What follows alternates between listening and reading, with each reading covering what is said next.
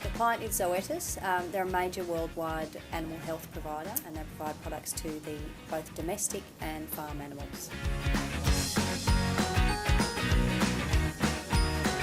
So the primary product is Revolution, which is a flea and tick treatment for both dogs and cats, and it's distributed through both the vet channels and retail, including Petbarns.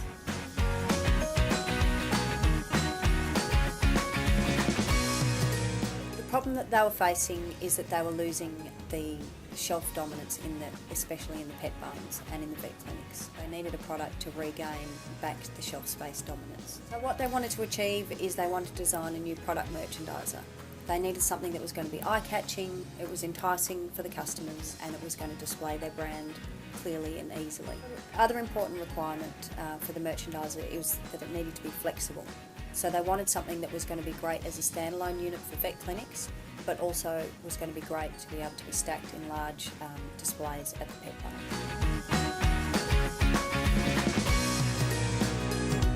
In the past, they had a cardboard merchandiser, which was great. It was obviously doing the job well, but it just wasn't getting the shelf space dominance that was required.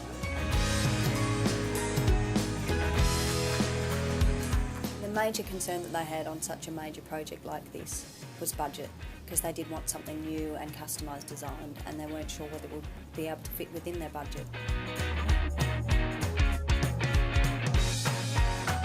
What we did is that we conducted a study of the retail environment. We went out to the pet barns and also to the vet clinics, to see how they were actually used in the field and what was going to fit in well within the space. From then we conducted quite a lot of meetings with the sales team to find out all their specific requirements and all their concerns about what the product needed to do and how it needed to perform.